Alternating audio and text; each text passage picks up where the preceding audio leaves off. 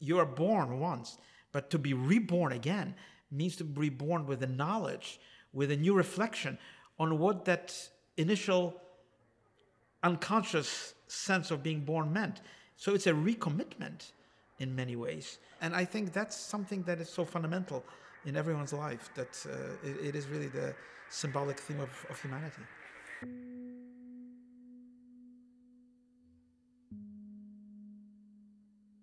Being a kind of dreamy-eyed optimist doesn't get a lot of things done.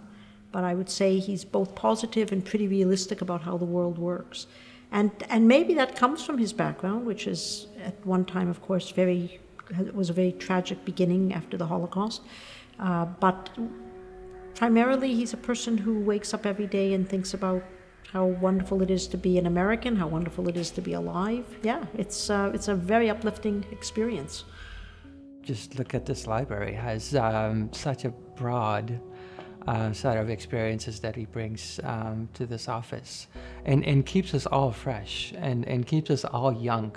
And I mean that in a very sincere way, that I think he has the most youthful spirit in office. He's listening to something beyond just the kind of the basics of architecture, right? I mean, he's obviously very talented visually, right, and composition, and I would even call him kind of an old-fashioned architect in a way, right, because he cares about balance, composition, light, how it sits in an urban setting, context, and his language is one that I think is about discovery.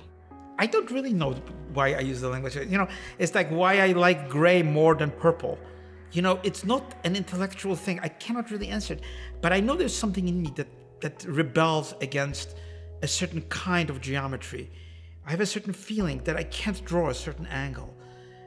And maybe Leonardo da Vinci was right, that the acute angle is the angle of strength. It interests me. It seems to be what the world is about. You're doing something positive per se in the work you're doing, because you're doing something for the people. As an architect, I mean, you're always in the role of creating something forward-looking. A project is never about itself. It's what it does to the world. It can be a very small and humble place, but it can have a tremendous strength in inspiring people. And what is more important than inspiring a single child with an idea? Nothing can be more important. No military force can compare with a child's wide-eyed view of the world.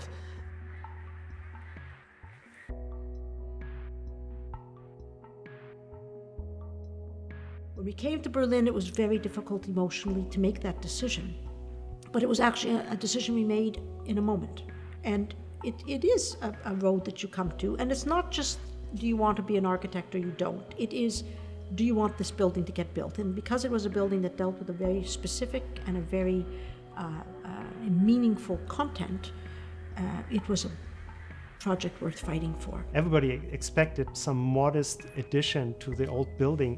Daniel came up with this dramatic zigzagging structure that people were totally surprised by. And over the years, I think the role changes and people value it and they understand, what it really does. Not only as a piece of architecture, but also in its surrounding, in the neighborhood where it stands and the spaces that it creates around it. Just the surface of the Berlin Museum, just the fenestration, the materiality, the uniqueness of its patterns immediately kind of engages the observer that there's something unique about this face that's been projected onto this building. There's something that is out of the ordinary. And then when you begin to associate the visual impact with its content, it allows you not to just sort of make a pinpoint relationship between its content and the artifact. It allows you to actually project yourself and project your own meaning and your own associations. And that was a very deliberate move on Daniel's part. So the first moment that you're there, you're in the old Baroque building, and suddenly see that this old Baroque building also had a very shocking insertion into it, and that was the staircase that goes all the way down. And again, it was the idea that one had to go through the underground history of Berlin in order to experience what was emerging as the sensibility of Jewish German life above ground. And that underground was very simply 3 roads. The most dramatic, for sure, is the road that leads to the Holocaust Tower, and that road is quite steeply inclined, so by the time you reach the Holocaust Tower, both the ceiling and the road seem to shrink, and it's a compression of space. And what always interested me is that when people would come into that space and the door would close behind, without any prescription by anyone saying you have to be quiet now, they would fall into silence. You were separated and divorced from that experience of being a normal person in Berlin. It was a very real physical experience. How cold it is in the winter, what the light means when it comes through that window, what it means when the door closes behind you, how warm it can get in the summer. These are not experiences that people normally have in a museum, and I think it was an important way of integrating those very physical experiences and very visceral experiences into the museum experience. And then you exit that space and you go into the garden, which are these 49 pillars, 7 by 7, where the earth is contained within the pillar and the vegetation is at the top.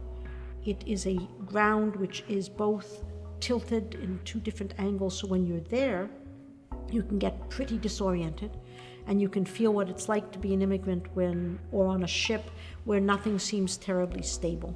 The third pathway is this very quite steep staircase which takes you up to the top of the building, and as you walk up the stair you see through the window, of course, the entire lay of the land. You see the Holocaust Tower and you see the Garden of Exile, and then you start walking through the actual exhibits on the 3rd floor.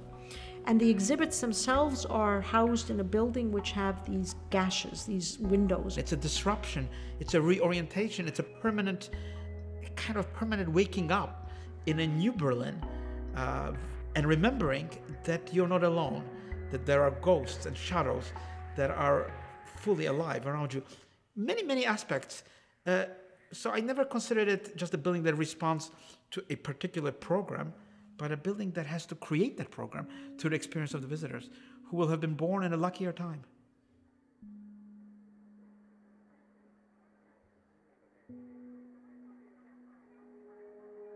You know, everybody remembers what they did on September 11th. And I remember it very well because it was that morning, September 11th, 2001, when the Jewish Museum opened its doors to the public after 13 years of being in construction and discussion. You know, I won the competition in 1989. Finally, that was the day, September 11th, 2001, the doors opened to the museum, 10 o'clock in the morning, Berlin time. And I went to the studio that morning and I said, you know, I feel totally liberated. It's the first day I don't really have to think about history, Jewish history, because people can now enter the museum. They can make their own judgments. And then, of course, by about 2:30 in the afternoon, Berlin time, it was 8:40 here in New York, we saw those images on the screen. And I suddenly realized that's not a viable statement. History is always going on. There's never such a moment as, now I don't have to think about it, because everything is in a strange way interconnected. And certainly at that very moment, I turned to everyone, Carla, Nina, and I said, I want to return to Lower Manhattan. I'm coming back to New York. What Daniel was most interested in was how to really weave this site also back into the city. So reintroducing the street grid, because the original World Trade Center was kind of an island.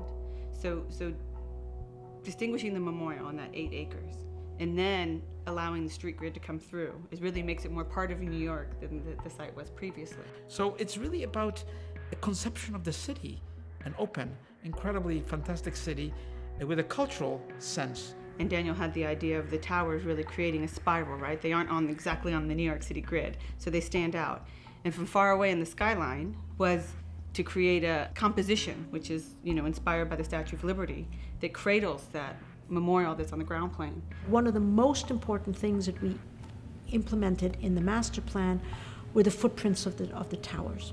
That experience is about walking around those enormous footprints with 3,000 plus names imprinted into those footprints, seeing how deep those buildings 70 feet below ground were inlaid, and seeing how people look into those waterfalls and think to themselves, my God, these buildings fell with such a resounding clap. And that water falls into those light holes with such a beautiful sound. How incredible and how amazing the sound of that water is compared to the incredible sound of those buildings collapsing. We saw something we should have never seen, which is the foundations that were revealed, that Slurry Wall, which is that huge dam that holds the waters of the Hudson from flooding all of the underground of New York. It's an incredibly moving experience because this was a wall which does stand for resilience, and it was a wall that did withstand the attack. Very few other things withstood that attack. Ultimately, for me, the most successful sort of measure of ground zero will be how people will go there without necessarily thinking about it as ground zero, but because it's an interesting place in New York City. People will remember it because they like the space, and that's ultimately the most sustainable architecture and the most sustainable urbanism, is to make a place that is memorable. I'm lucky because I was one of the last immigrants in 1959 to come to New York on a boat, with other immigrants, and that's sort of an iconic, because most people now fly, the immigrants fly, to Kennedy or wherever, but coming on the boat and being woken up early by my mother, about 5 o'clock in the morning, with my sister, say, go up, you're gonna see New York, and of course you after the voyage you sort of long to see something, and then you see, just like in the movies, really, it's not an exaggeration, the Statue of Liberty coming out of the mists, and that skyline of New York, which there's nothing for an 11-year-old that could even sort of fathom that skyline from pictures or from movies. It's an unbelievable. It's as if you landed on Mars. You cannot believe the heights of buildings. You cannot believe the incredible, extraordinary beauty of Manhattan, and of course that. And arriving on Hudson River and being an immigrant coming out of the boat without the language, not speaking a word of English, that is a fundamental experience of my life. And of course, when I was designing the ground zero, the idea of what to do, I thought that it should really tell that story.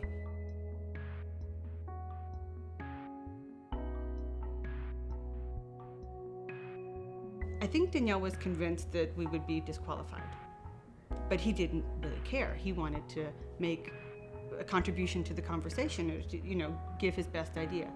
And then you forget that the generals and the military leaders that were part of the jury are really brave guys. They fly planes into fire. So they weren't afraid of a strong idea. They were quite inspired by it. That's right, we could have lost the competition. In some cases, you have to take that risk to just do what you feel is the right move. So then we rather pull out of the competition here than do something meaningful. You have to have a different look at it. And often, of course, that leads you into trouble. And I've been in trouble a lot of times because of that. But so what? You have to do something. Life isn't about just shaking your head and falling asleep. It's often going against the common story. It's often going against the grain. So Daniel's idea was to say the first thing that one has to do is to take this very homogeneous facade of the armory and to break it. And to break it in a way which would make very clear to the observer from the outside that something else was going on the inside. And that cut appears on the facade just exactly between World War I and World War II. So it frames, it's kind of asymmetrical. It disrupts that chronology, which is horizontal in the museum, and suddenly a vertical, oblique space with light coming down in a dramatic way is completely different. It's really about people. It's not about hardware. It's not about military strategy. It's not about weapons. It's about human beings. And it's really that moment of reflection. Where am I? And oddly enough, people have begun to see this part of the museum as a museum that brings a topic about peace. And it's not about pacifism, it's about peace. So the emotional impact that you have is that you're walking from what is a very beautifully installed but conventional continuity of history of the military, and you are suddenly in spaces which are dramatically different, which are vertical and not horizontal. And when you cross into those spaces of the new insertion, this new wedge, this new part of the museum.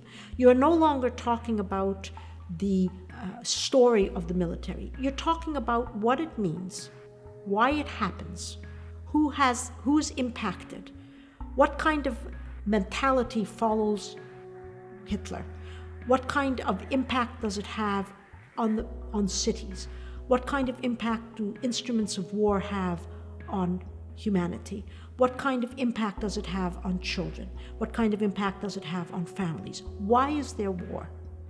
Memory is the mother of the muses, and of course that's what art of architecture is about.